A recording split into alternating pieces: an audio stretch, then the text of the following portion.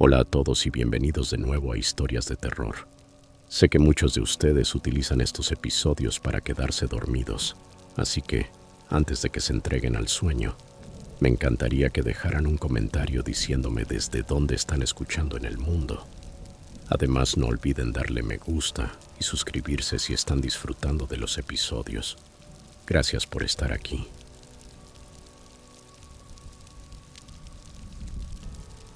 Historia 1. La pesadilla comenzó hace 3 semanas y desde entonces no ha cesado.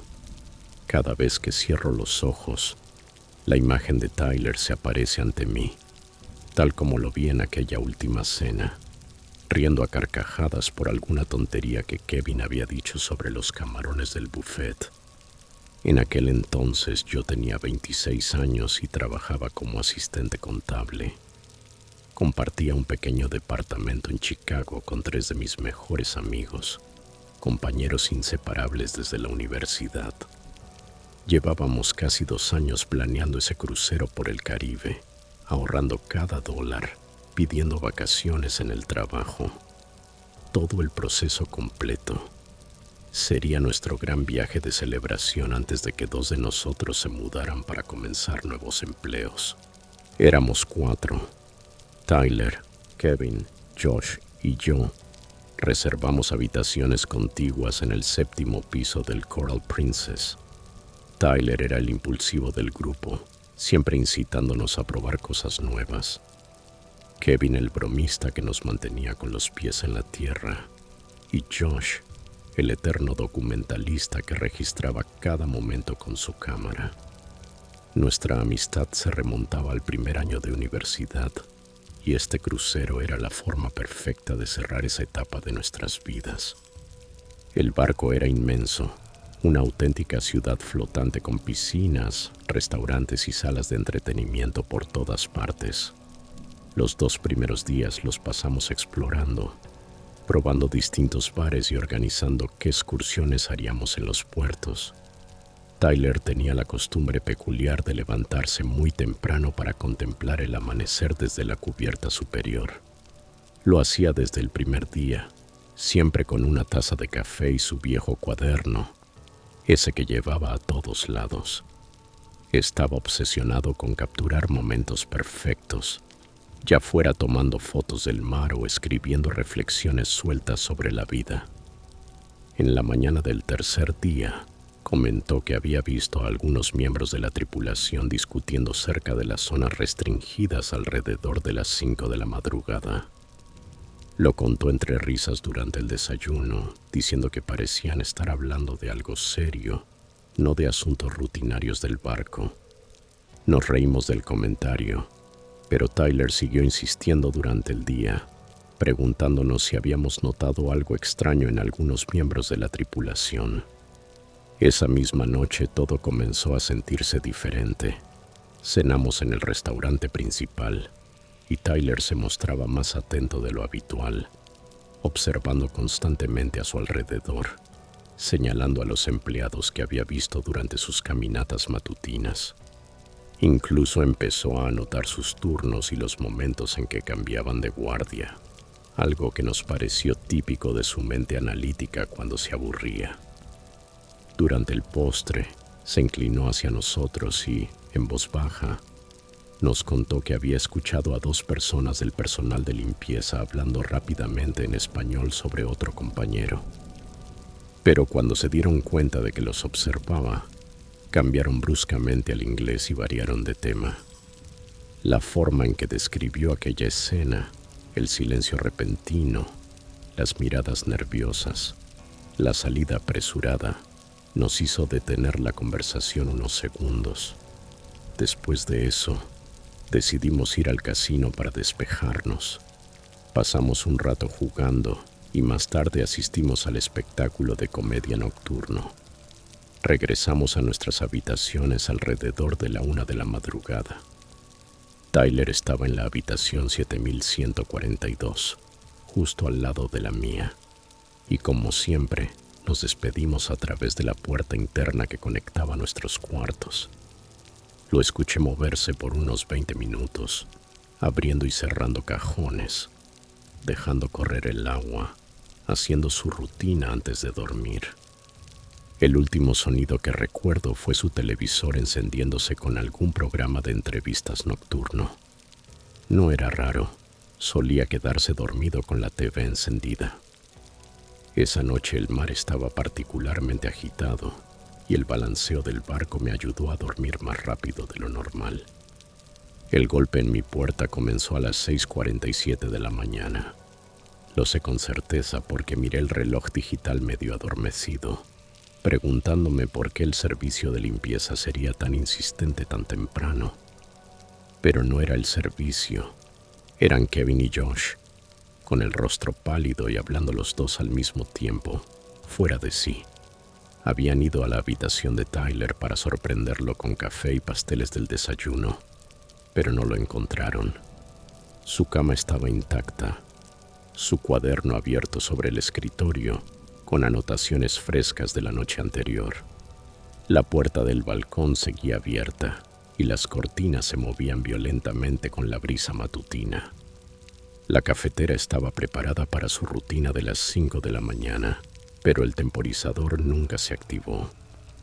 Llamamos a seguridad de inmediato y en cuestión de minutos el pasillo se llenó de miembros de la tripulación.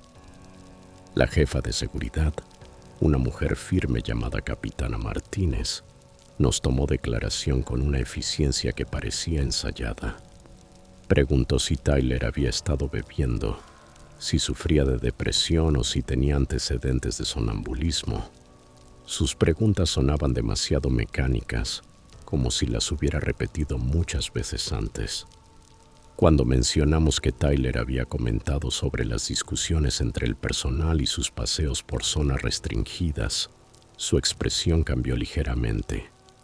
Se volvió más rígida y nos explicó, con tono formal, que los pasajeros a veces malinterpretan conversaciones rutinarias del personal y que lo más probable, Tyler había tenido un trágico accidente durante su paseo matutino. 2 horas más tarde, el altavoz del barco emitió un anuncio sombrío. Informaron que un pasajero había caído por la borda durante la noche, seguido de 1 minuto de silencio. Pero hubo algo que me inquietó profundamente. Nunca realizaron una búsqueda exhaustiva dentro del barco. No revisaron camarote por camarote. No hicieron ningún llamado pidiendo a los pasajeros que reportaran si habían visto algo inusual. En lugar de eso, activaron el protocolo de hombre al agua de inmediato, escaneando la superficie del océano con binoculares y contactando a la guardia costera. Cuando Josh pidió que revisaran las grabaciones de las cámaras de seguridad de la cubierta, la capitana Martínez explicó que esas cámaras estaban en mantenimiento. La excusa fue demasiado oportuna y su respuesta demasiado rápida, como si ya la tuviera preparada.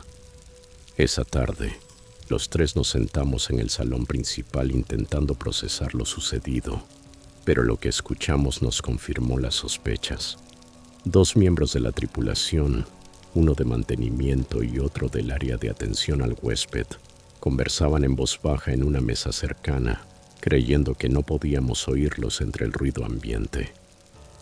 El trabajador de mantenimiento comentó algo sobre el tercero de esta temporada y que debían tener más cuidado al seleccionar a los candidatos adecuados. La mujer de atención al huésped lo interrumpió de inmediato, recordándole que la gerencia se encargaba de la documentación y que su única tarea era mantener el calendario. Al notar que los observábamos, ambos se levantaron abruptamente y se marcharon en direcciones opuestas. El resto del día lo dedicamos a investigar por nuestra cuenta, preguntando discretamente a otros pasajeros si habían notado algo extraño. Una pareja de ancianos de Texas nos contó que había escuchado una discusión en la cubierta superior alrededor de las 2 de la mañana, pero al salir al balcón solo vieron a miembros de la tripulación limpiando equipo.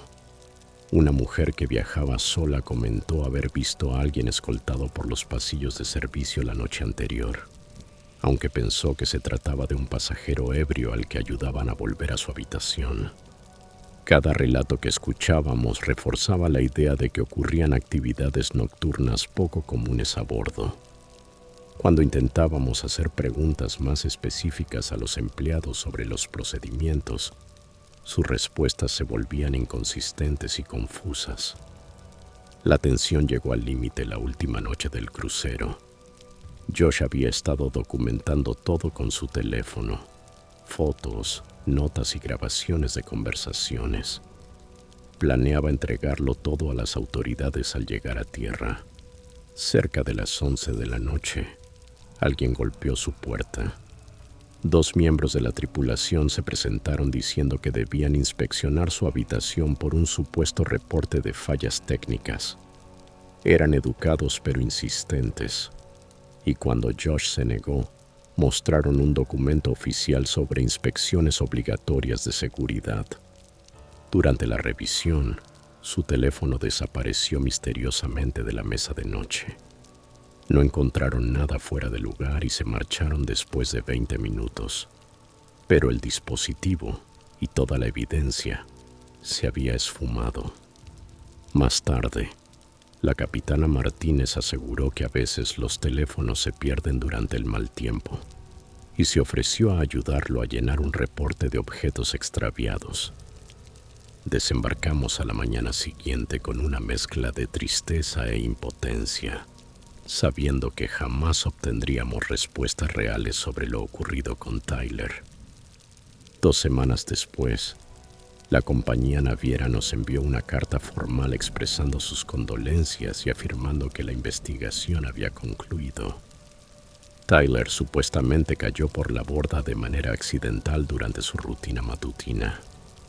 Incluían un cheque como compensación y un documento que solicitaba nuestra firma para confirmar que aceptábamos los resultados de su exhaustiva investigación. Ninguno de nosotros lo firmó. Kevin contactó a un abogado marítimo especializado en desapariciones en cruceros y descubrimos que Tyler no había sido el primero. En los últimos 3 años, al menos 6 pasajeros habían desaparecido en el mismo barco. Todos los casos se clasificaron como accidentes y todos tenían algo en común. Las víctimas habían hecho demasiadas preguntas o habían explorado áreas restringidas. El abogado aún está reuniendo pruebas, pero la empresa cuenta con poderosos equipos legales y la mayoría de los incidentes ocurren en aguas internacionales, donde la jurisdicción se vuelve confusa. Pienso en Tyler todos los días. Me pregunto si descubrió algo que lo convirtió en una amenaza para ellos y si algún día sabremos la verdad sobre lo que realmente sucedió aquella noche.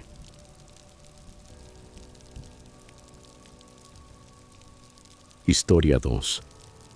Lo que sucedió en aquel crucero me perseguirá por el resto de mi vida. Soy un contador de 34 años de Denver y el pasado septiembre me embarqué en el Ocean Majesty, buscando una semana de descanso en el Caribe.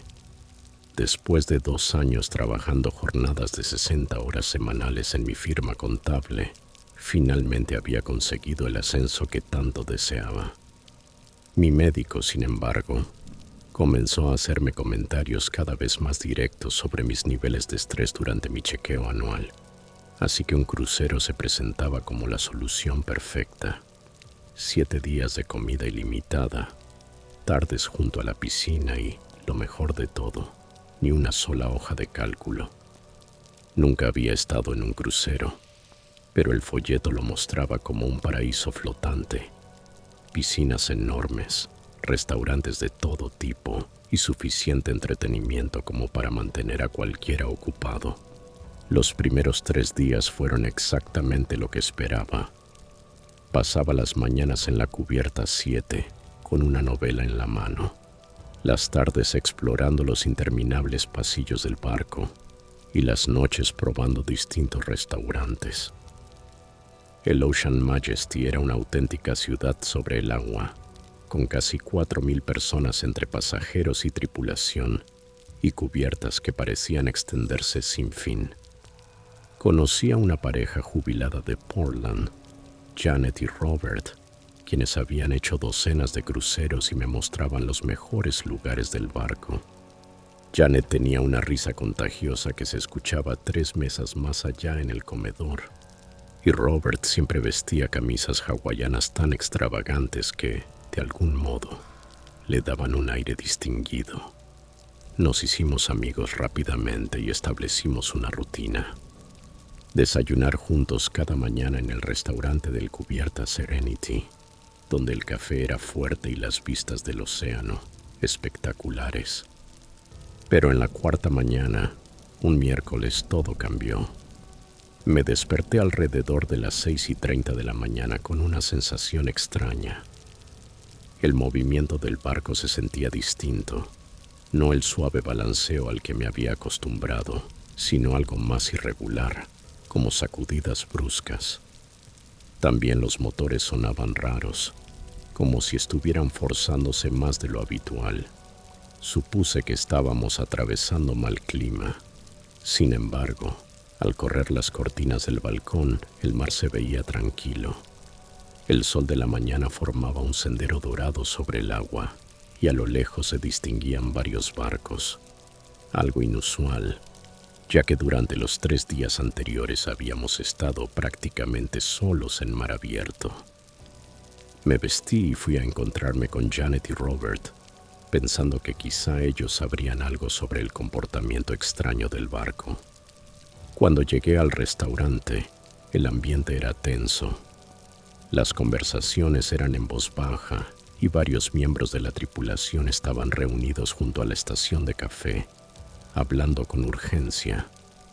Janet y Robert estaban en nuestra mesa habitual, pero ya no tenían su habitual buen humor. Robert, con una camisa hawaiana naranja brillante decorada con palmeras, tenía el rostro pálido pese a su bronceado. Janet no reía, sujetaba la taza con ambas manos, mirando fijamente por la ventana hacia los barcos lejanos. En cuanto me senté, se inclinó hacia mí y susurró que había escuchado rumores inquietantes entre los pasajeros. Decían que el crucero había cambiado su ruta durante la noche y algunos tripulantes parecían genuinamente preocupados por nuestro destino.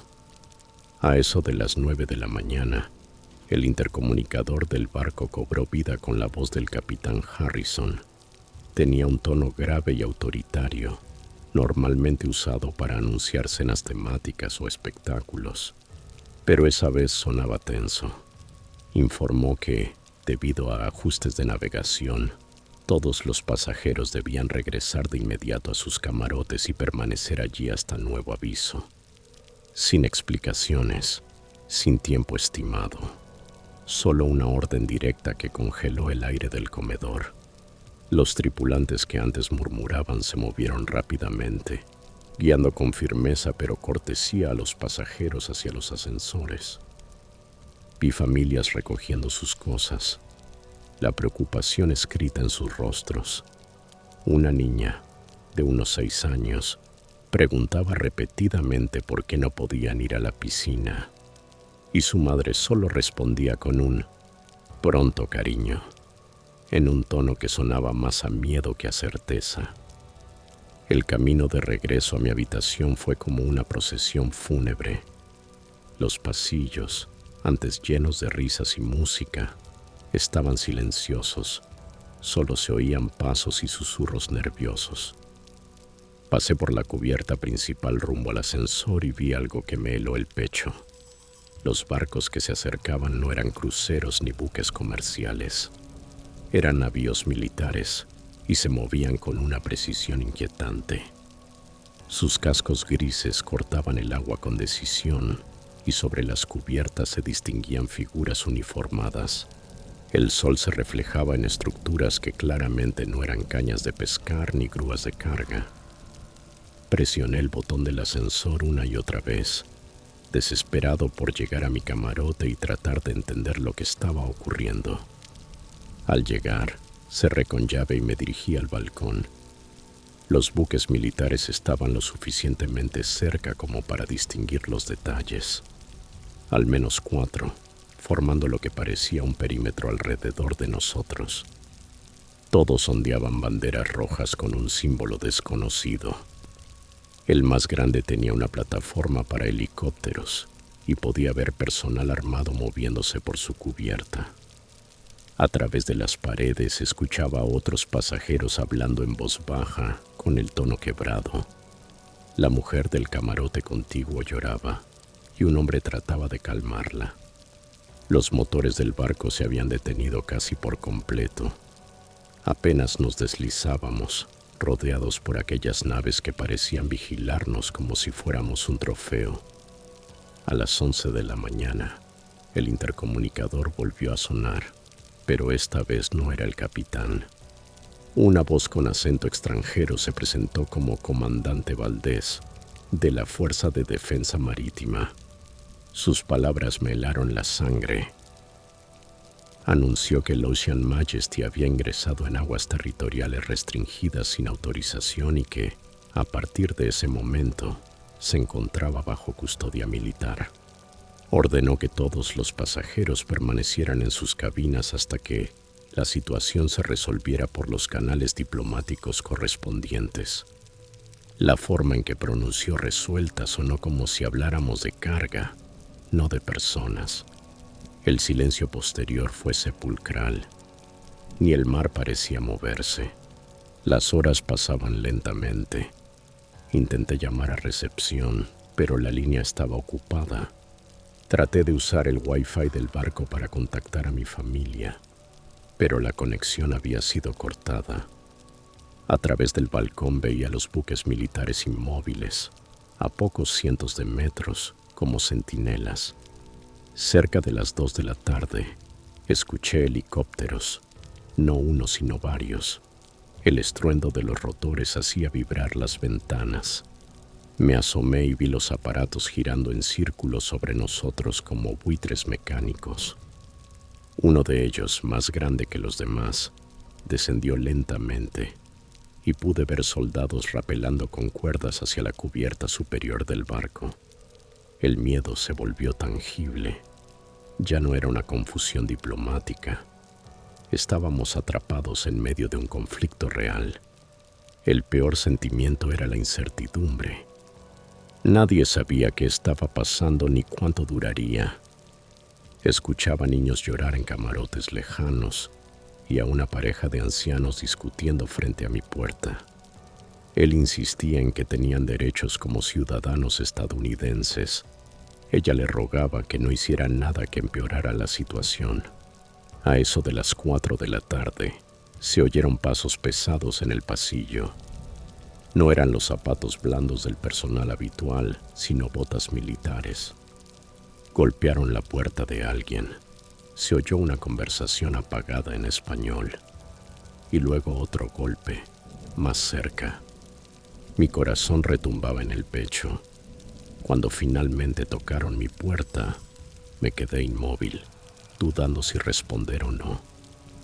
Al abrirla, vi a un soldado uniformado junto a una tripulante del barco. Lisa, la misma joven que el día anterior servía cócteles en el bar de la piscina. Su rostro estaba desencajado por el miedo, su sonrisa habitual desaparecida. El soldado revisaba una lista y me pidió identificación en un inglés con fuerte acento. Su uniforme estaba impecable, con insignias que no reconocí, y portaba equipo militar serio. Tras revisar mi pasaporte, asintió y siguió al siguiente camarote. Lisa cruzó su mirada con la mía y, en silencio, articuló un "lo siento" antes de seguirlo. Aquel gesto breve lo hizo todo más real. Ver a alguien con quien había reído ahora convertido en una guía temblorosa para soldados extranjeros fue devastador. A las 7 de la tarde, la voz del capitán Harrison regresó al altavoz, pero ya no era la misma. El tono firme y carismático había sido reemplazado por uno abatido. Admitió que el barco había entrado en aguas en disputa por errores de navegación y que las negociaciones diplomáticas estaban en marcha. Aseguró que la seguridad de los pasajeros era su máxima prioridad y nos pidió mantener la calma. Pero luego dijo algo que me paralizó. Mencionó que la ruta original del barco había sido modificada para optimizar el consumo de combustible y que esa decisión nos había llevado a la situación actual. Fue entonces cuando lo comprendí. Alguien había decidido ahorrar dinero y por eso 4.000 personas estaban atrapadas en medio de un conflicto internacional. La tensión se prolongó toda la noche. Los buques militares continuaban rodeándonos y soldados armados patrullaban nuestras cubiertas.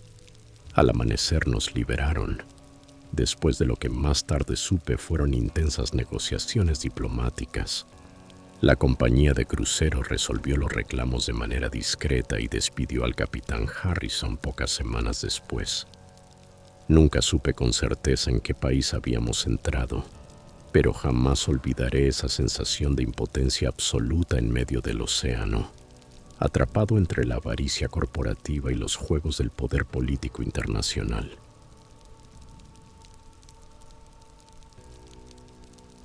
Historia 3.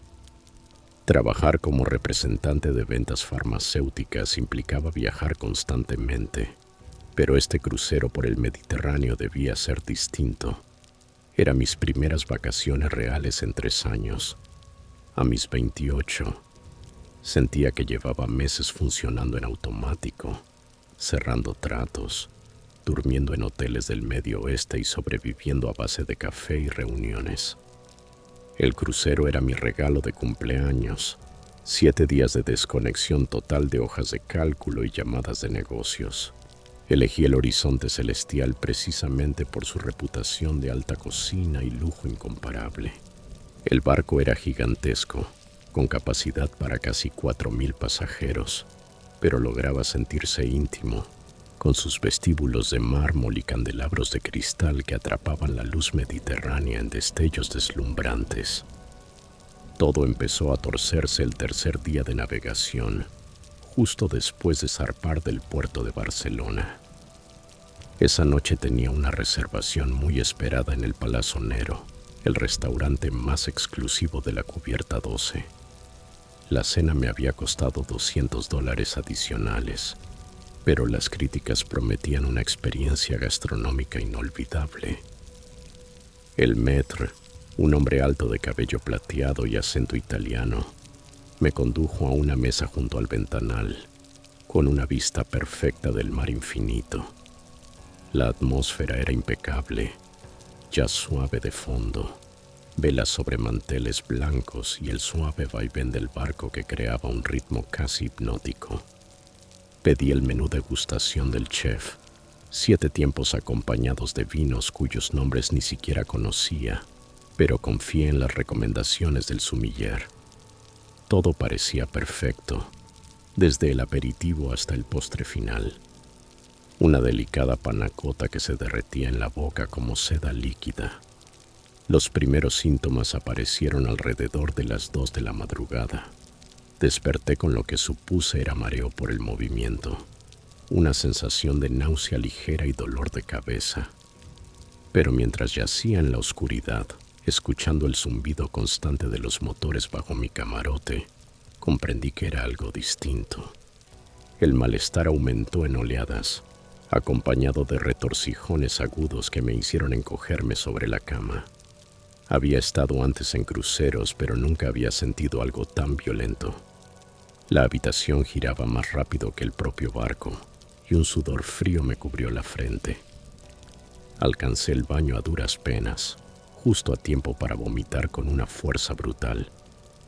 El sabor era metálico, amargo, nada parecido a la exquisita cena de horas atrás.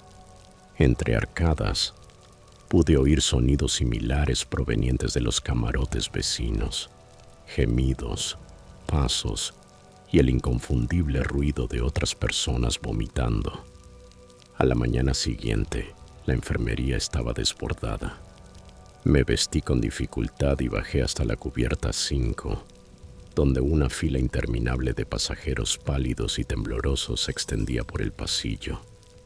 La doctora del barco, una mujer de mediana edad con mirada amable pero rostro preocupado, iba de un paciente a otro con una urgencia creciente. Escuché que le decía en voz baja a una enfermera que el número de casos era inusualmente alto. Casi 60 pasajeros habían presentado los mismos síntomas durante la noche. Lo extraño era el patrón. Todos los enfermos habían cenado en el Palacio Nero. Los demás restaurantes, el buffet, la parrillada, incluso la pizzería informal, no tenían un solo afectado. Esperé casi 2 horas, observando cómo llegaban más personas tambaleantes, algunas tan débiles que necesitaban ayuda para caminar. El personal aseguraba que era solo un virus estomacal, algo común en los cruceros, pero sus miradas nerviosas y los susurros entre ellos revelaban otra historia. En las siguientes 24 horas, la situación empeoró drásticamente. Lo que empezó como una intoxicación alimentaria severa se convirtió en algo mucho más siniestro.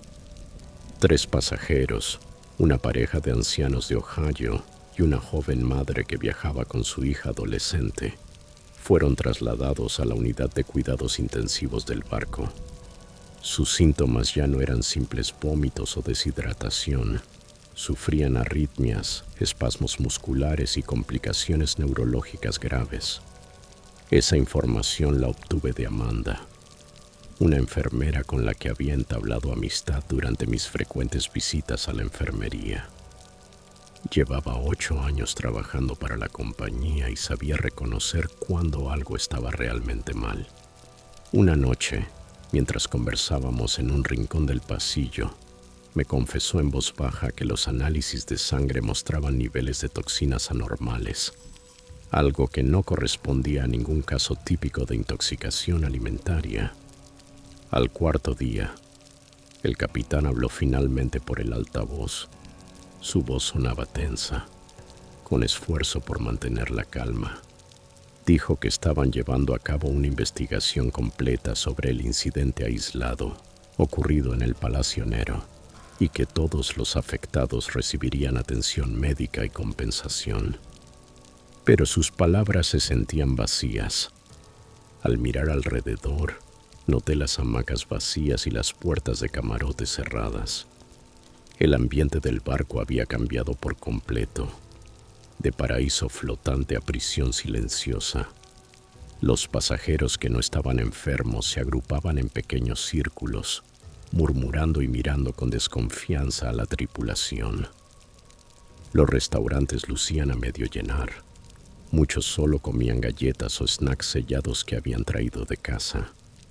Noté además un aumento en la seguridad. Guardias apostados en zonas antes de libre acceso. Los empleados se movían con rigidez, evitando las miradas y hablando en susurros cuando creían que nadie los escuchaba.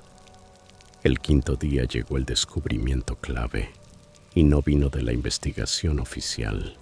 Me encontraba en la biblioteca, uno de los pocos espacios tranquilos, cuando escuché una discusión entre 2 miembros del servicio de limpieza.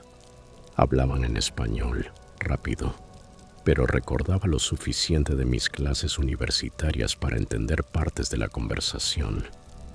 Mencionaban a alguien llamado Carlos y algo sobre venganza. Una de ellas dijo que ya habían advertido a la gerencia sobre su comportamiento meses atrás. Cuando notaron mi presencia, se dispersaron enseguida, pero alcancé a oír el nombre completo: Carlos Mendoza, su chef del Palacio Nero. Más tarde, Amanda confirmó mis sospechas.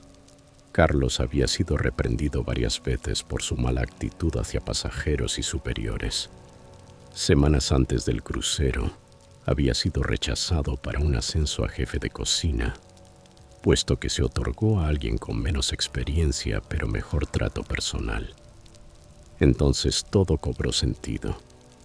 Carlos había contaminado a propósito ciertos platos durante la cena del martes, seleccionando los del menú más caro, exclusivo de quienes pagaban por el restaurante. La precisión del ataque demostraba planificación. Ningún miembro del personal ni comensales de otros restaurantes se vieron afectados. Era una venganza calculada. Amanda me contó que encontraron restos de solvente industrial mezclado con un ingrediente común de cocina, lo justo para enmascarar el sabor y causar daño interno grave. El golpe de realidad fue brutal. No éramos víctimas de una intoxicación casual, sino de un ataque deliberado. Lo peor era saber que Carlos seguía libre a bordo, cocinando, caminando entre nosotros mientras más pasajeros se enfermaban por su acción.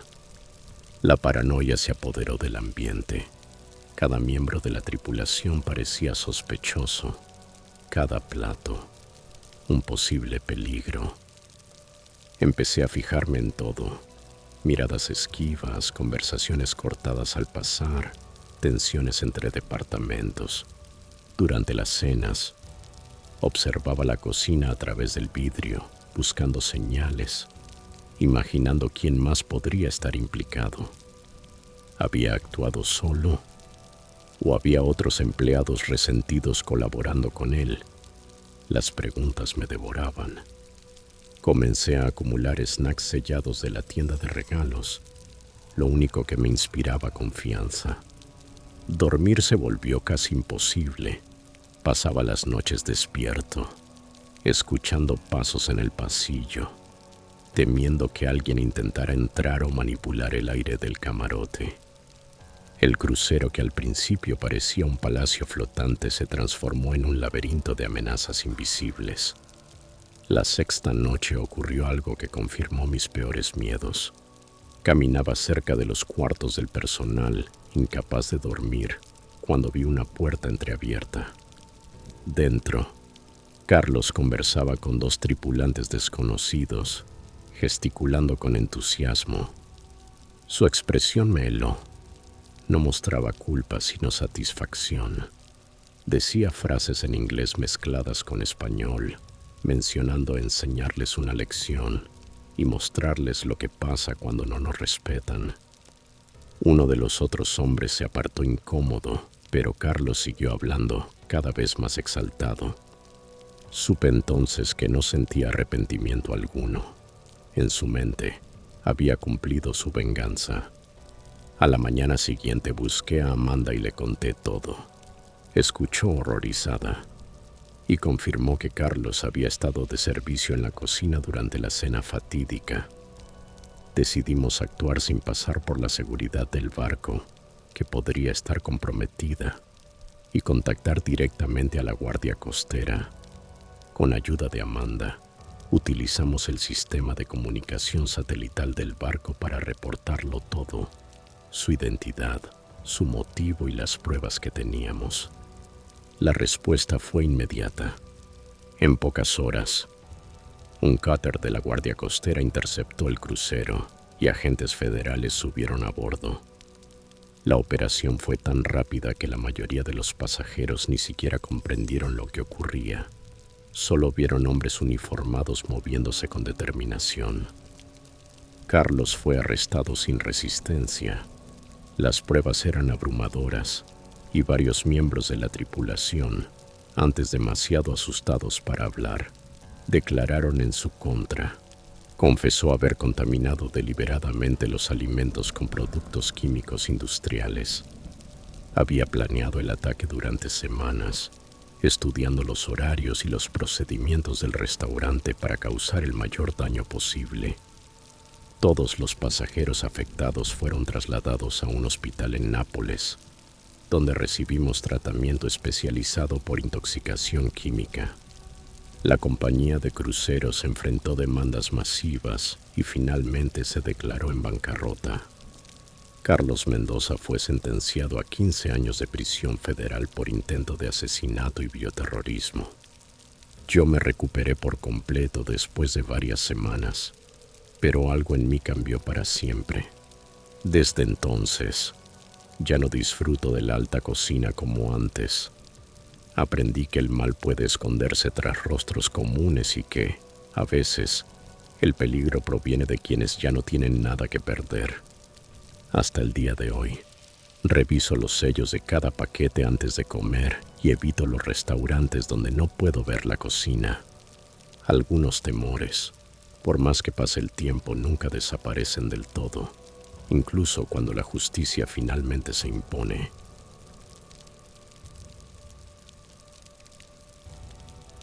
Historia 4. Trabajar en el turno nocturno como supervisor de la zona de piscinas a bordo del Celestial Voyager no era precisamente mi trabajo soñado, pero pagaba lo suficiente para sostenerme mientras terminaba la carrera de biología marina. La primavera de 2019 había sido agotadora. Temporada alta de cruceros, niños gritando durante el día y, después del atardecer, ese silencio extraño que se instalaba sobre las cubiertas de las piscinas. Tenía 22 años.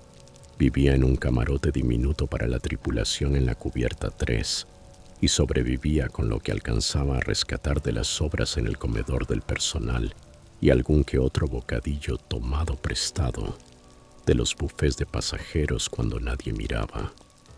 La mayoría de las noches pasaba el turno leyendo apuntes bajo las luces tenues de la cubierta y de vez en cuando hacía una ronda para revisar el equipo o para espantar a algún pasajero que intentara colarse para un chapuzón de medianoche.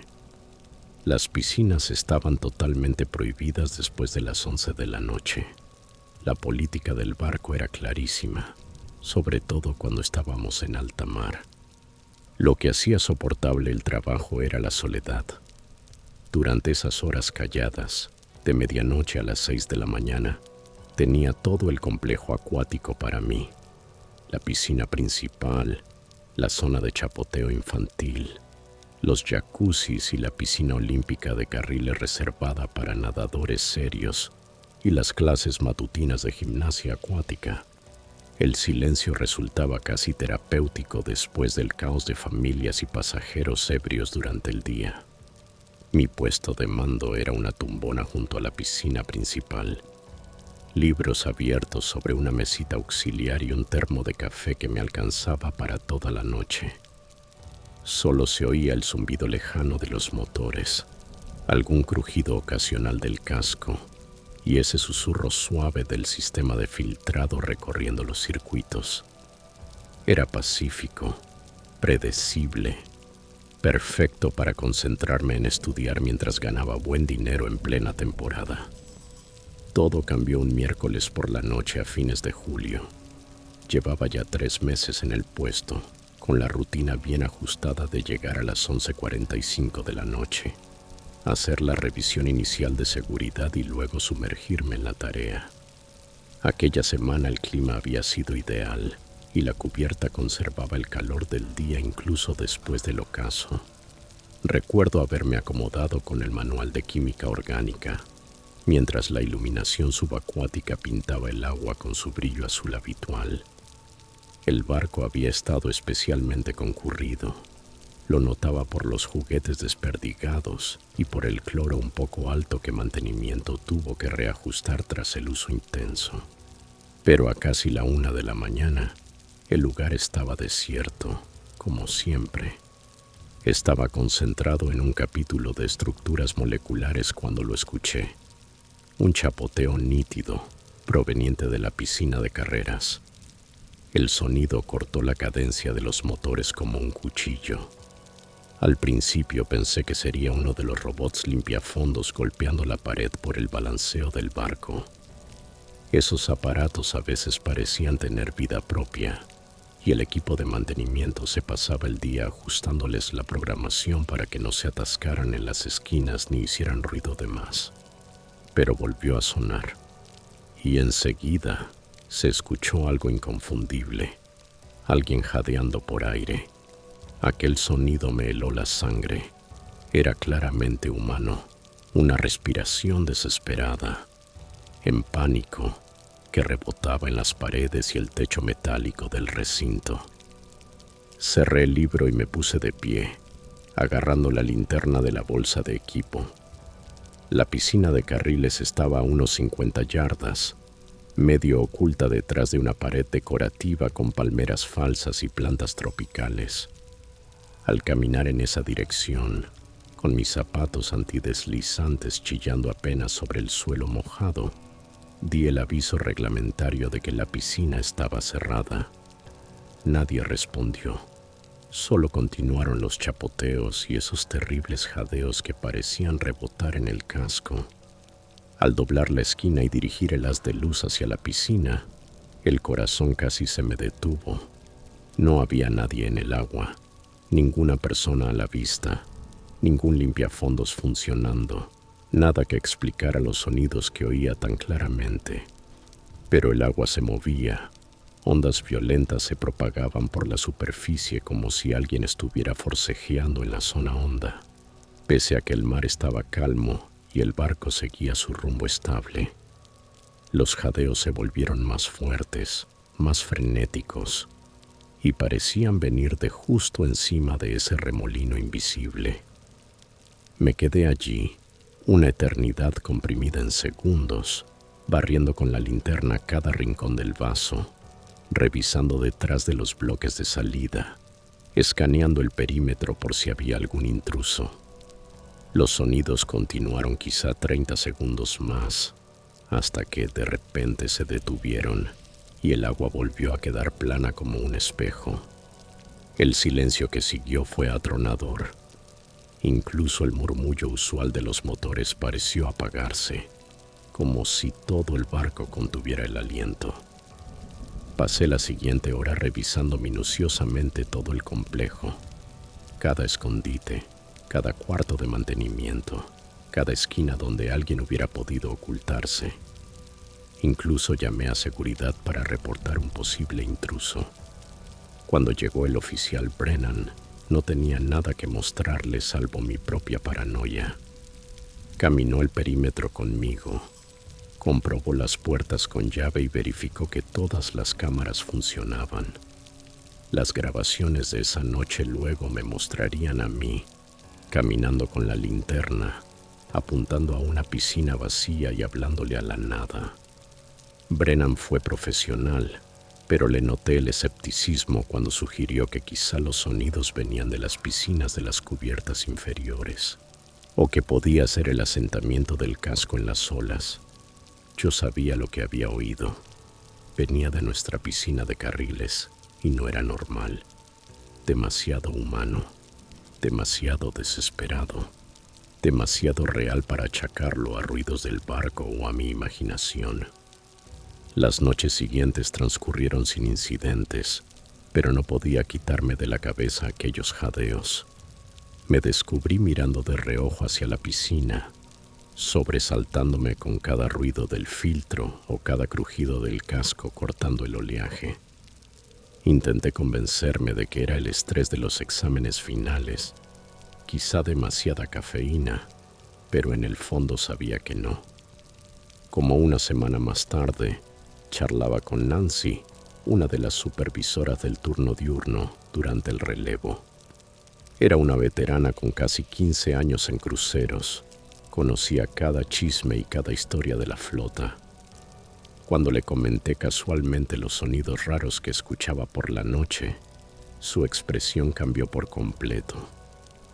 Miró alrededor para asegurarse de que nadie oyera y me llevó aparte, junto al almacén de equipos.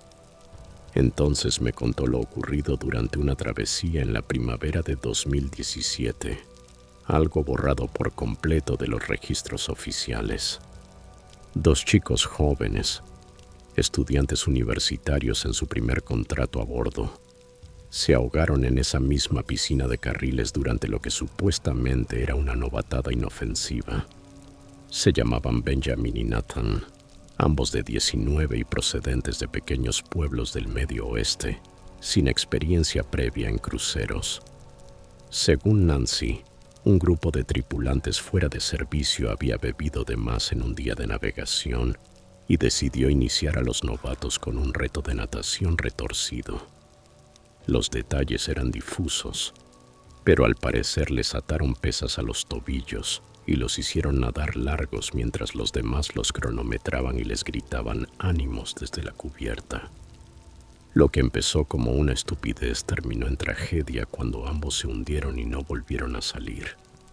Los otros estaban demasiado borrachos y en pánico para reaccionar bien, y cuando por fin sacaron los cuerpos, ya era tarde. El equipo legal de la naviera actuó con rapidez, pagos a las familias, amenazas de demandas, y se aseguraron de que el incidente no apareciera en ningún informe oficial ni en la prensa. La voz de Nancy era apenas un hilo cuando terminó la historia, con los ojos nerviosos, como esperando que apareciera alguien de dirección para callarla. Dijo que varios tripulantes renunciaron inmediatamente después, incapaces de soportar la culpa y el encubrimiento. A los directamente implicados los trasladaron discretamente a otros barcos o los despidieron con indemnizaciones generosas y acuerdos de confidencialidad. Incluso vaciaron por completo la piscina, la restregaron y la rellenaron con agua nueva en la siguiente escala. Nancy sospechaba que aquello buscaba borrar evidencias más que higiene. Lo que más la perseguía era que Benjamin y Nathan eran buenos nadadores. Benjamin había estado en el equipo de natación de su preparatoria y Nathan había trabajado como salvavidas en una piscina comunitaria. No debieron ahogarse, no en condiciones normales. Pero la mezcla de alcohol, presión del grupo y pesas en los tobillos creó una tormenta perfecta dentro del límite de una piscina de barco. Después de oírla, los sonidos que yo había escuchado adquirieron otro significado. Cada turno nocturno se volvió un ejercicio de temor contenido, esperando a que regresaran esos jadeos desesperados. Y regresaban, siempre a la misma hora, siempre desde la piscina de Carriles, durando lo justo para erizarme la piel antes de volver al silencio. Empecé a documentarlo todo, horas exactas, duración, posición del barco, condiciones meteorológicas, cualquier cosa que ayudara a entender. El patrón era escalofriante de lo consistente. Los sonidos comenzaban alrededor de las 12:45 de la mañana y duraban 2 a 3 minutos, siempre iniciando con chapoteos y derivando en esos horribles jadeos. Intenté incluso grabarlos con el teléfono, pero los archivos salían totalmente en silencio, captando nada más que el ruido ambiente de los motores y mi propia respiración entrecortada. Era como si aquello existiera en un espacio que la tecnología no podía alcanzar. El punto de quiebre llegó un viernes húmedo de inicios de agosto. Los episodios se habían vuelto más frecuentes, a veces 2 veces en un mismo turno, y yo empezaba a cuestionar seriamente mi cordura. Aquella noche navegábamos por aguas calmas entre puertos, y decidí apostarme junto a la piscina de Carriles antes de la hora habitual. Determinado a averiguar qué pasaba, coloqué una silla al borde con la linterna lista y esperé. A las 12:47 de la mañana, el agua empezó a agitarse con fuerza en la parte honda y los jadeos arrancaron de inmediato. Pero esta vez eran tan claros y angustiados que casi pude distinguir palabras. Sonaba como si alguien intentara gritar pidiendo ayuda, sin lograr tomar aire. La voz borboteaba y se ahogaba en un agua que no estaba allí. La comprensión me golpeó como un impacto físico. Estaba escuchando los momentos finales de Benjamin y Nathan, repitiéndose una y otra vez en una especie de bucle sin fin. El terror era tan crudo y auténtico que me eché a llorar. No de miedo, sino de una tristeza abrumadora por 2 vidas jóvenes truncadas por la estupidez y la crueldad. Entonces tomé una decisión. No podía permitir que continuara, ni por mi propia paz mental ni por lo que quedara de Benjamin y Nathan. Al día siguiente, cuando atracamos, investigué todo lo posible sobre ellos. Rastreé periódicos locales de sus pueblos y perfiles en redes que sus familias mantenían como memorial. Imprimí sus fotografías en un cibercafé y redacté una carta sencilla pidiendo perdón por lo que les había pasado y reconociendo que sus muertes no habían sido olvidadas. Esa noche, coloqué las fotos y la carta en la cubierta, junto al lado profundo de la piscina, junto con 2 pequeños ramos que compré en el último puerto. Me quedé horas hablándoles a la piscina vacía sobre Benjamin y Nathan, contándoles de mi vida, mis estudios, mis sueños de ser biólogo marino. Les prometí que contaría su historia, que sus muertes no seguirían enterradas bajo amenazas legales y dinero para silenciar. Esa noche, el sonido se detuvo y no volvió durante las semanas que me quedaban a bordo del Celestial Voyager. La piscina por fin encontró su paz, y yo también. Historia 5. Reservé el crucero como una forma de reiniciar después de un año complicado. Mi hermana se había mudado al otro lado del país. Yo estaba entre trabajos y todo parecía estancado. Un amigo me convenció de que una semana en alta mar podría ayudarme a despejar la cabeza. Así que aproveché una oferta en una línea de cruceros mediana que zarpaba desde Galveston. El barco no era enorme, más bien una opción de gama media, sin toboganes acuáticos ni tirolesas, pero con todas las comodidades básicas, cubierta con piscina, comedor, casino y varios bares repartidos por los niveles. Viajaba solo, con la idea de pasar el tiempo leyendo, escribiendo en mi diario y, con suerte, charlando con desconocidos. No esperaba nada fuera de lo común, y mucho menos algo como lo que ocurrió. Para el segundo día ya había encontrado una rutina agradable. Las mañanas eran para recorrer las cubiertas superiores con una taza de café. Las tardes, para descansar junto a la piscina. Y las noches, para perderme en el lounge del fondo, cerca de la popa. El lugar tenía luz tenue, jazz suave y un ambiente tranquilo que me atrapó desde el primer momento. Ahí conocí a Ellis, el barman. Todos parecían saber quién era. Tenía esa clase de carisma natural de alguien que lleva años detrás de una barra. Amable, seguro, nunca falso. Recordaba los nombres, el trago de cada quien y tenía el don de hacerte sentir bienvenido sin esfuerzo. Hacía bromas. Escuchaba tus historias y lanzaba cumplidos con el momento justo. Era el tipo de persona que te hacía sentir exactamente donde debías estar. Empecé a ir con más frecuencia, no tanto por las bebidas, sino por la atmósfera. Se sentía cálida, apartada del bullicio. Una noche solo estábamos unos pocos. Yo, una pareja de Vermont y un hombre mayor con su hija adulta. Charlamos un buen rato, riendo, y recuerdo a Ellis soltando una carcajada cuando conté una historia ridícula sobre una cita fallida de Tinder. Él me guiñó un ojo y dijo: «Te sorprendería saber cuántos desastres comienzan con buenos cócteles». Reímos. Me pasó la cuenta y pagué con mi tarjeta, como siempre, sin mirarla demasiado antes de guardarla de nuevo. Nada parecía fuera de lugar. 2 días después, mientras el barco estaba atracado en Belize, recibí una notificación del banco. Un cargo en una boutique de Miami. No había pisado Miami en meses. Al principio lo tomé como un error, un cobro automático mal procesado, algo menor. Pero luego apareció otro cargo, esta vez de una gasolinera en Orlando. Ahí supe que algo andaba mal. Bloqueé la tarjeta de inmediato desde la aplicación, pero mientras lo hacía, repasaba mentalmente dónde la había usado. Solo en el bar del salón, solo con Ellis. De regreso al barco, no dije nada al principio. No quería acusar sin pruebas.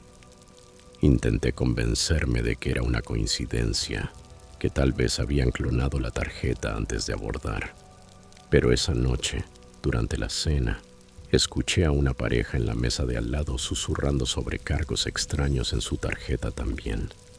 Comentaban que solo la habían usado una vez, en el bar del crucero. No pude evitar intervenir con una pregunta casual. ¿En cuál bar? Cuando respondieron el de atrás junto al lounge de jazz. Una alarma silenciosa se encendió dentro de mí. El mismo lugar, el mismo camarero. A la mañana siguiente fui a atención al cliente para reportarlo. Esperaba que me culparan de alguna tienda externa o que lo tomaran a la ligera, pero la mujer tras el mostrador no se sorprendió en absoluto.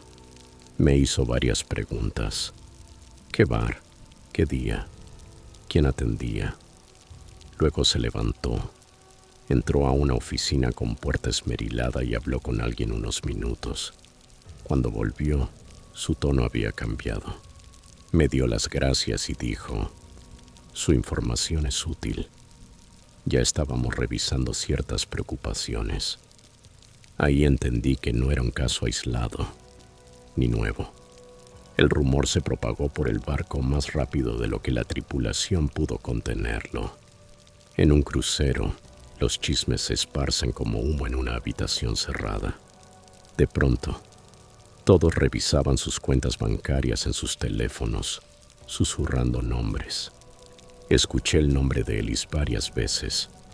Una mujer del piso 6 decía que su esposo lo había visto sosteniendo el teléfono un poco demasiado tiempo mientras manipulaba su tarjeta. Otro pasajero comentó que Ellis siempre giraba ligeramente el cuerpo al pasar la tarjeta, como para tapar lo que hacía.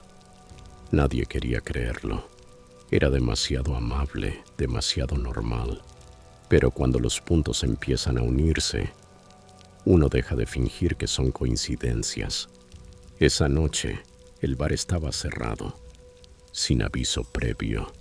Solo un cartel que decía: temporalmente fuera de servicio. Ellis había desaparecido. Nadie daba explicaciones, pero todos lo sabían. Algo había ocurrido. Pasé por la zona de la tripulación y vi a dos oficiales hablando en voz baja. Uno sostenía una tableta y alcancé a distinguir lo que parecían fotogramas de cámaras de seguridad, con círculos rojos marcando una mano sosteniendo un teléfono junto a una máquina de cobro. El resto del viaje transcurrió bajo una tensión invisible. La gente seguía siendo amable, pero las conversaciones se acortaron. Las miradas hacia los empleados duraban unos segundos más. El ambiente se había enrarecido. Nunca volví a ver a Ellis, y nadie dijo abiertamente que había sido de él. Los rumores llenaron el vacío. Algunos aseguraban que lo habían bajado discretamente en el siguiente puerto. Otros que había confesado todo al ver las grabaciones. Una versión más macabra decía que le encontraron decenas de fotos en su teléfono. Tarjetas de crédito, nombres, fechas de vencimiento, números ampliados. Cualquiera que fuera la verdad, la confianza se rompió. Pasé el resto del crucero reviviendo cada interacción con Ellis, su sonrisa fácil, su tono casual, la manera en que te hacía sentir especial. Eso era lo más perturbador. No solo robaba dinero, robaba confianza. Usaba el encanto como herramienta y lo hacía con una elegancia casi siniestra. Cuando regresamos a tierra firme, la compañía de cruceros envió un correo genérico de disculpa, agradeciendo la cooperación de los pasajeros y asegurando que el asunto se había resuelto conforme a los estándares marítimos y legales. Mi banco devolvió el dinero sin complicaciones, pero nunca supe cuántas personas fueron afectadas realmente. Algunos decían que decenas, otros más de un centenar. Probablemente nunca se sepa. Ellis quizás lo había estado haciendo durante meses, tal vez años, o incluso no era el único. Desde entonces, jamás uso mi tarjeta en bares, especialmente en cruceros. Y cuando alguien es demasiado amable, demasiado rápido, mantengo un ojo en su sonrisa y el otro en sus manos. A veces todavía pienso en aquel viaje, no en las playas ni en los atardeceres, sino en esa sensación repentina y amarga, el momento en que te das cuenta de que la persona que te sirve un trago puede estar robándote algo más que dinero. Y lo peor de todo es que, probablemente, Le diste las gracias por hacerlo.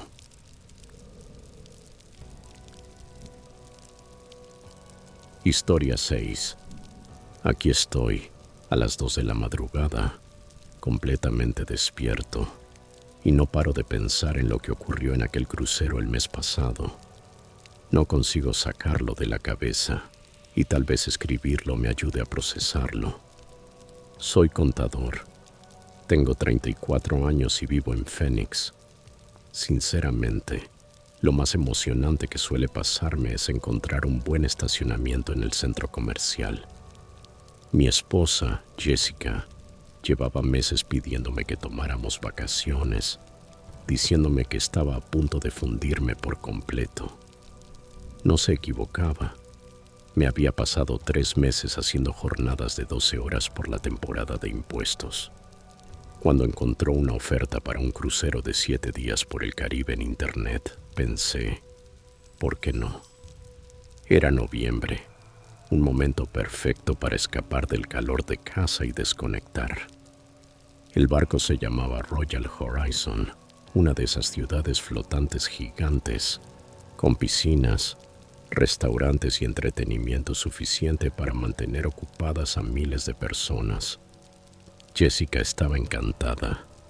Planeó todo el itinerario antes incluso de embarcar. Los 3 primeros días fueron justo lo que necesitaba.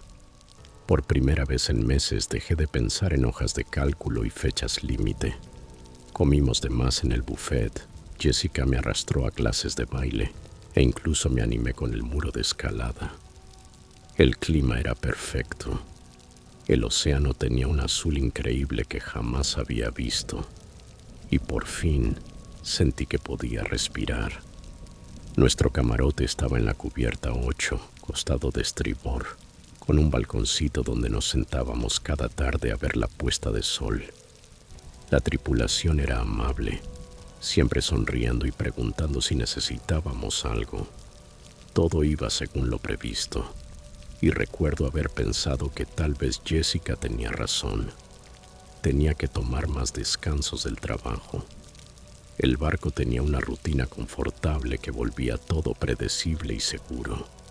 Comidas a horas fijas, actividades programadas al minuto, y ese suave vaivén que me hacía dormir mejor que en años. Fue el miércoles por la mañana cuando todo comenzó a ponerse raro. Me levanté temprano, alrededor de las 6 de la mañana, porque había adquirido la costumbre de caminar por la cubierta antes de que aparecieran las multitudes. El amanecer sobre el mar valía la pena. Mientras hacía mi recorrido habitual por la cubierta 7, escuché voces provenientes de abajo, voces airadas y en susurros, nada que ver con el parloteo alegre de la tripulación. Me apoyé en la barandilla y distinguí al menos 4 personas discutiendo, en una mezcla de inglés y español. Una voz repetía, "No puede ser, no puede ser". Mi español de la secundaria me alcanzó para entenderlo. Otra voz, claramente estadounidense, decía algo sobre mantenerlo en silencio hasta atracar. La urgencia de esas voces me detuvo en seco. No eran los mismos empleados que nos habían servido tragos o hecho animales con toallas los últimos 3 días. Aquellas voces llevaban una tensión que cortaba el aire de la mañana como un cuchillo. Lo que de verdad me inquietó fue oír pasos, muchos moviéndose con rapidez sobre los pisos metálicos de abajo. Equipo que se arrastraba, cosas pesadas cambiando de lugar y sonidos de martilleo o golpes. El eco subía por la estructura del barco de una forma que me hizo entender que no era mantenimiento normal. Ya conocía los ruidos habituales, el zumbido de los motores, el susurro del aire acondicionado, el traqueteo lejano de vajilla desde la cocina. Esto era distinto, actividad urgente, casi frenética en zonas no accesibles para pasajeros.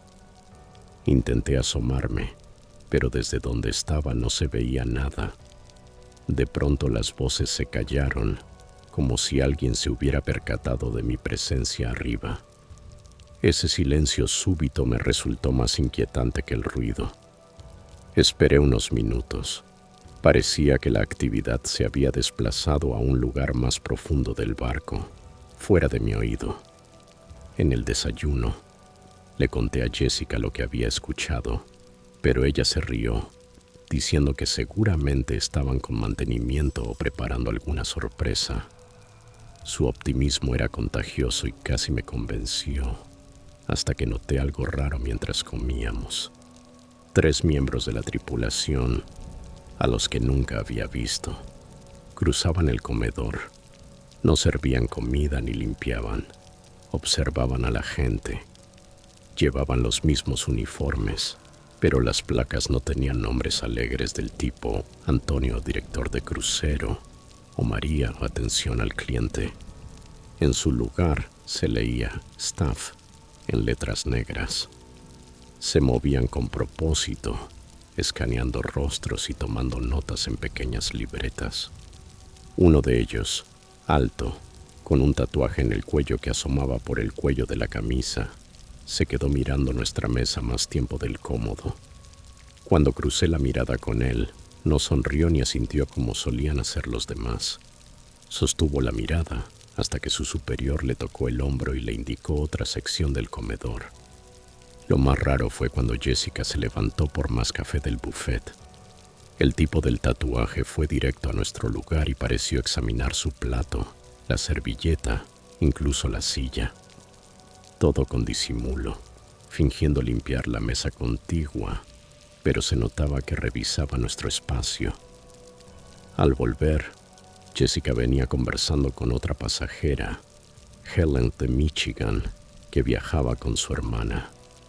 Helen estaba excitada contando que temprano, en la cubierta 3, había visto a la tripulación haciendo algo misterioso. Habían acordonado toda una sección con cinta amarilla y solo dejaban pasar a ciertos empleados. La hermana de Helen, Margaret, puso los ojos en blanco diciendo que Helen veía demasiadas series policíacas, pero yo percibí que Helen estaba genuinamente inquieta. Que otra persona hubiera notado actividad inusual me hizo sentir un nudo en el estómago. Para la tarde del jueves, el ambiente en el barco había cambiado por completo. Corría el rumor entre los pasajeros de que algo pasaba en las cubiertas inferiores. La gente susurraba en los pasillos, se reunía en pequeños grupos y compartía teorías sobre lo visto u oído. El comportamiento de la tripulación también cambió. Seguían siendo amables, pero había una tensión de fondo en cada interacción. Cuando le pregunté a nuestro camarista, Paulo, por las zonas cerradas, se le puso pálido el rostro y dijo que dirección les había indicado no hablar de asuntos operativos con los huéspedes. Se veía asustado, y eso me dejó claro que no era mantenimiento de rutina. El boletín diario del barco, que normalmente traía noticias alegres sobre actividades y el clima, incluyó ahora un aviso de protocolos de seguridad reforzados y pedía a los pasajeros reportar cualquier observación inusual al mostrador de atención, hecho que generó un clima de paranoia. Todos empezaron a vigilarse entre sí. Para empeorar las cosas, debíamos atracar en Cozumel a la mañana siguiente. Pero esa tarde anunciaron un retraso de varias horas por conflictos de programación en el puerto. La voz del capitán por el intercomunicador tenía una alegría forzada que no encajaba. Recalcaba que aprovecháramos el tiempo extra en el mar y los servicios del barco, pero se le notaba el estrés bajo las palabras. Esa noche, durante la cena, vimos a varios pasajeros discutiendo con atención al cliente. Una pareja exigía saber por qué habían registrado el camarote de sus amigos esa tarde. Otra familia estaba molesta porque a su hijo adolescente lo habían interrogado sobre dónde había estado por la mañana. El personal pedía disculpas y repetía que eran procedimientos estándar, pero sus explicaciones eran vagas e insatisfactorias. El comedor, que días antes vibraba con risas y charla, ahora se sentía tenso y apagado. La gente comía rápido y se iba, en lugar de quedarse por el postre y los tragos. El viernes por la mañana llegó el momento en que todo quedó claro. Me levanté temprano y, al salir a la cubierta, vi algo que aceleró mi pulso. 3 embarcaciones de la Guardia Costera se acercaban, con las luces encendidas incluso a plena luz del día. En menos de una hora, oficiales uniformados subieron a bordo, y el capitán hizo un anuncio que eliminó cualquier apariencia de normalidad. Dijo que las autoridades federales realizarían una inspección rutinaria y que todos debíamos mantener la calma y cooperar plenamente. Nadie se tragó lo de rutinaria. No necesitas 3 patrulleras para una revisión común. Jessica me apretó el brazo con tal fuerza que pensé que me dejaría marcas.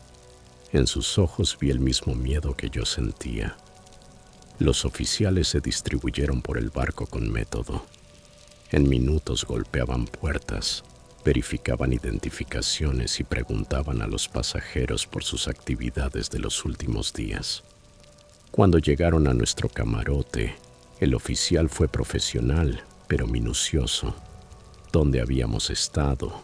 ¿Qué habíamos visto? Si notamos comportamientos extraños en tripulación o pasajeros. El verdadero golpe vino cuando nos ordenaron reunirnos en el teatro principal para una sesión informativa obligatoria. La investigadora principal, una mujer seria de unos 50 años, explicó que habían recibido inteligencia confiable sobre actividades de contrabando ilegales a bordo. Dijo que había evidencia de que alguien, entre tripulación o pasajeros, estaba transportando mercancía ilegal y que la investigación continuaría hasta dar con los responsables. Recalcó que la gente inocente no tenía nada que temer, pero que todos serían interrogados y que ciertas áreas del barco seguirían cerradas hasta nuevo aviso. La sala quedó muda, salvo por el crujir de asientos y alguna tos nerviosa. Miré a mi alrededor. Los rostros mostraban la misma mezcla de miedo e incredulidad que me invadía. Esto no debía pasar en vacaciones.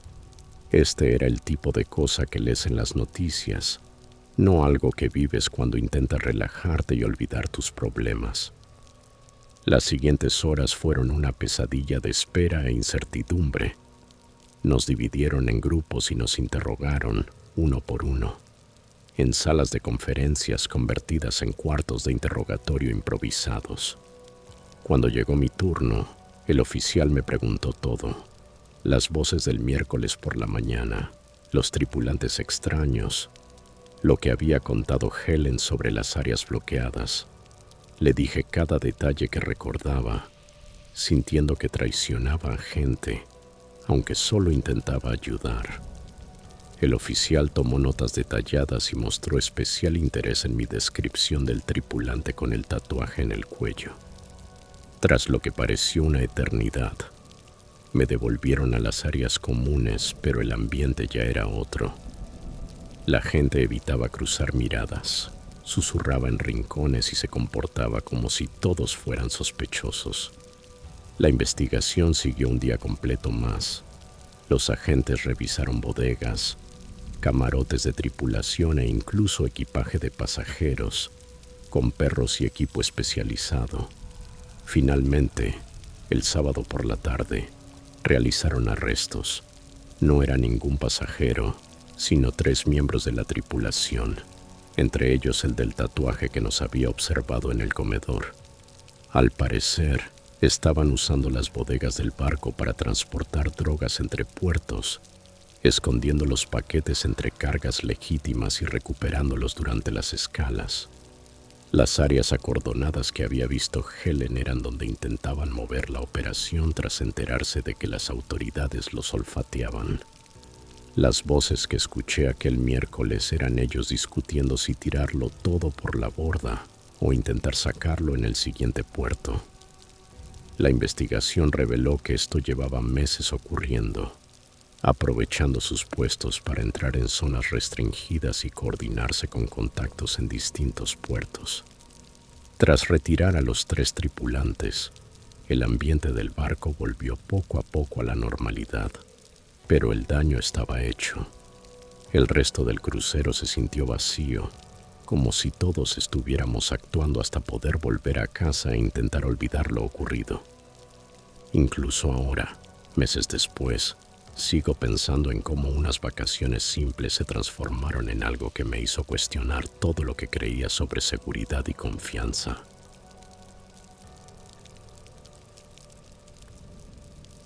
Historia 7. Había ahorrado durante más de un año para reservar aquel crucero. No buscaba una de esas travesías llenas de fiestas salvajes, sino algo tranquilo, más relajado. Era una línea de cruceros de gama media, con familias, parejas mayores y algunos viajeros solitarios como yo.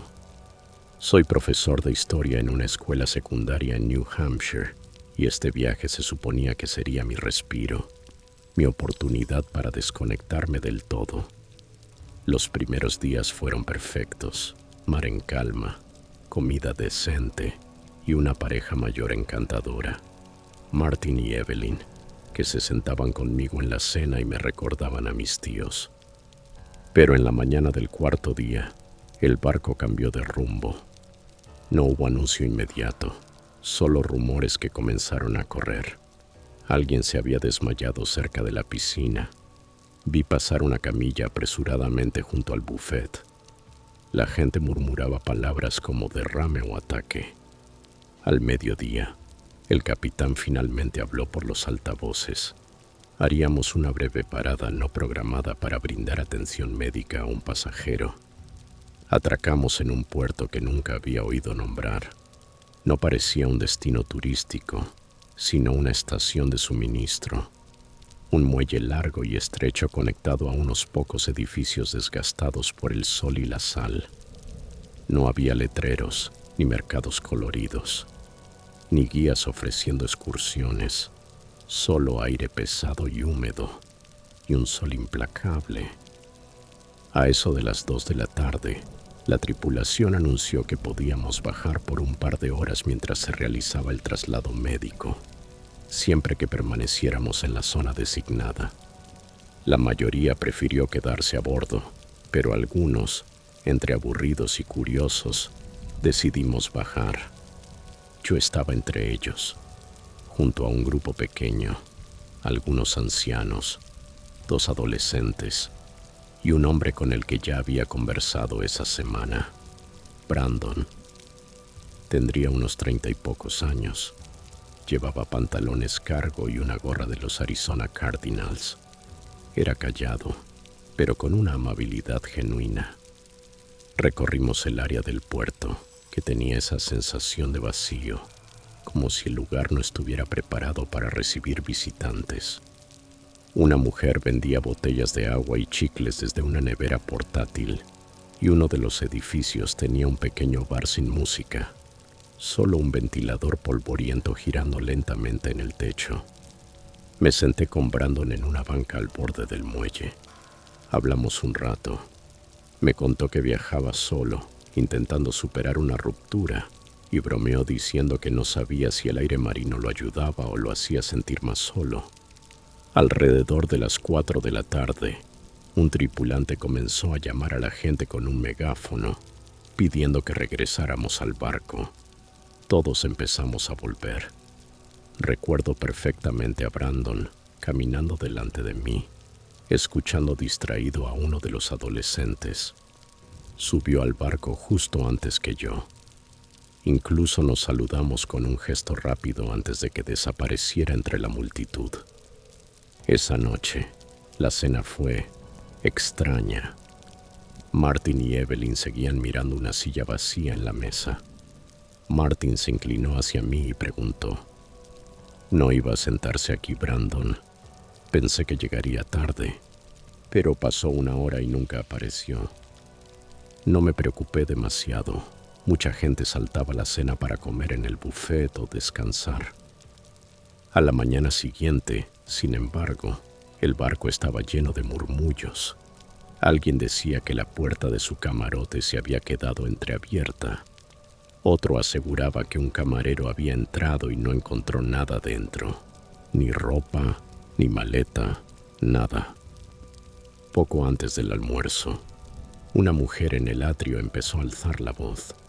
Dijo que había visto a Brandon volver al barco. No solo ella, 3 personas más la respaldaron. Describieron la misma gorra roja, la misma mochila gris. Pero cuando la tripulación fue consultada, negó rotundamente que él hubiera embarcado. Para la tarde, la preocupación dio paso a una inquietud silenciosa. Los tripulantes evitaban responder preguntas, repitiendo frases frías como «Estamos investigando», «Tenemos protocolos establecidos». Evelyn, que se había encariñado con Brandon pese a conocerlo apenas, empezó a hacer preguntas por su cuenta.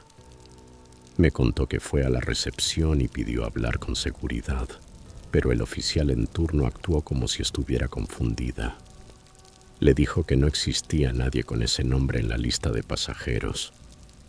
Ahí fue cuando todo empezó a volverse realmente inquietante.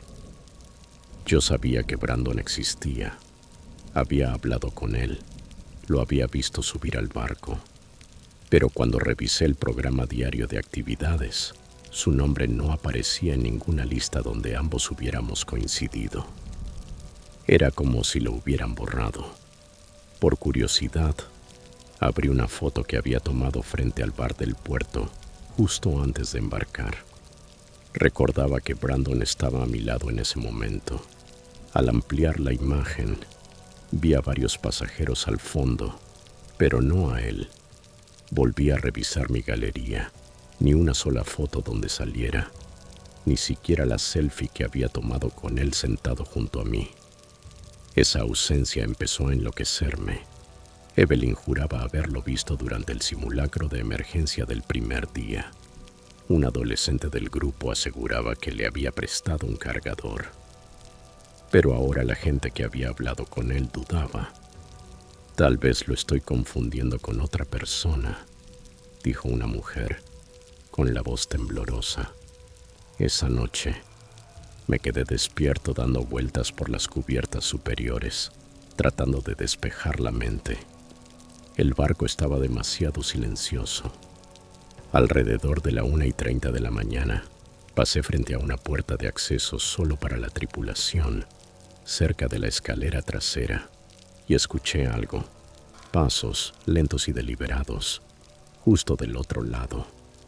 Me detuve. Los pasos continuaron unos segundos. Luego se detuvieron de golpe. Retrocedí y bajé un nivel. Al pasar junto a la pequeña biblioteca, algo llamó mi atención. Un carnel laminado caído detrás de una planta decorativa. Lo recogí sin pensarlo. No tenía foto, solo un nombre, Brandon, y un número de camarote. Levanté la vista y vi el número en una de las puertas, 2 más adelante. Dudé, pero la curiosidad me pudo. La puerta estaba entornada, ni abierta ni cerrada, como si alguien la hubiera dejado así al salir. Empujé despacio. El camarote estaba a oscuras, pero la luz del pasillo bastaba para distinguir las formas. La cama, perfectamente tendida. Nada sobre el buró. Sin equipaje, sin artículos personales, ni siquiera una tarjeta llave. Solo una cosa, colocada con cuidado en el centro de la almohada. Una servilleta doblada, de esas que dan con las bebidas en la piscina. La tomé, esperando algún garabato o broma, pero solo tenía 2 palabras, escritas con letra irregular. «No sigas». Me quedé allí, inmóvil, con la servilleta en la mano, intentando decidir si era una broma macabra o algo mucho peor. A la mañana siguiente, la servilleta había desaparecido. Sé cómo suena, pero la había guardado bajo mi cuaderno en el cajón del camarote. El cajón estaba igual, intacto, pero la servilleta ya no estaba. No le dije nada a la tripulación. Ya sabía cuál sería la respuesta. Hablé una última vez con Evelyn durante el desayuno. Tenía ojeras profundas y una mirada cansada. Se inclinó y me susurró: «¿Él alguna vez te dijo su apellido?» No lo había pensado hasta entonces. No, nunca lo mencionó, y nadie más podía recordarlo tampoco, ni siquiera el chico que aseguraba haberle prestado su cargador. Ahí fue cuando todo encajó. Ninguno de nosotros sabía realmente quién era Brandon. Al desembarcar, llamé al servicio al cliente de la línea de cruceros desde el aeropuerto. No quise rodeos. Les di el número de camarote, el nombre, su descripción, y expliqué que había desaparecido. La mujer me dejó en espera unos minutos y volvió con un tono frío y ensayado. «Lo siento, señor, pero no tenemos registrado ningún pasajero con ese nombre en ese viaje». Insistí. Pregunté si tal vez un miembro de la tripulación había usado ese camarote o si alguien había abordado sin permiso. Me respondió que la habitación había permanecido vacía durante todo el crucero y que los registros internos lo confirmaban. Pregunté si existía algún reporte de incidente. Repitió, palabra por palabra, la misma frase. Colgué con la sensación de haber salido de la realidad. No dormí esa noche. No podía dejar de pensar en la servilleta, en esas dos palabras. «No sigas». Unas semanas después, Evelyn me escribió por un foro de viajeros de cruceros. Había encontrado algo inquietante: una lista de pasajeros archivada de otro barco de la misma compañía de hacía 3 años. En ella aparecía un Brandon C., edad similar, mismo estado de origen. El registro decía que había desaparecido durante una excursión en tierra. Su cuerpo nunca fue encontrado. Según el hilo del foro, fue visto subiendo de nuevo al barco, pero nadie pudo confirmar si llegó a su camarote. Tuve que leerlo 3 veces para asimilarlo. El nombre, la edad, los detalles, demasiado específicos para ser coincidencia. Y sin embargo, nunca se habló públicamente del caso. Ninguna noticia, ninguna declaración de la empresa. Hasta el día de hoy, no sé si Brandon fue real o si conocimos a algo que no debía estar allí, pero sé lo que vi. Sé que hablamos. Recuerdo su gorra roja, su voz tranquila, la forma en que miraba el mar como si no quisiera volver. Desde entonces, solo hago vacaciones en tierra, y no hablo de esto, a menos que esté seguro de que la persona me va a creer. A veces, Evelyn y yo aún nos escribimos. De vez en cuando, me envía capturas de publicaciones en grupos de cruceros, donde alguien menciona a un hombre callado con una gorra roja que desapareció a mitad del viaje. Y cada vez, el nombre es el mismo: Brandon.